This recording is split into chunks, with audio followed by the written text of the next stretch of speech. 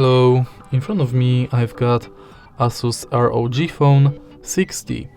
In this video I'll show you how to use Google Assistant on lock screen. In the beginning, let's go to Google app, enter menu and go to settings. Go to Google Assistant, voice match and enable Hey Google function. Now let's try it out. Hey Google. Okay Google. Sometimes we'll have to retrain the voice model. Okay Google, what's the weather tomorrow? Okay Google, set a timer for 5 minutes. Hey Google, make a call. Hey Google, remind me to water my plants every Monday.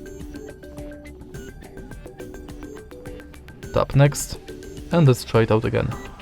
Hey Google.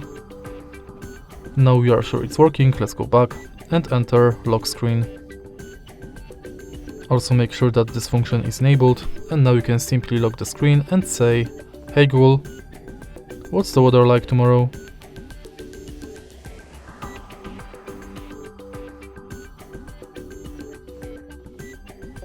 And that's basically it.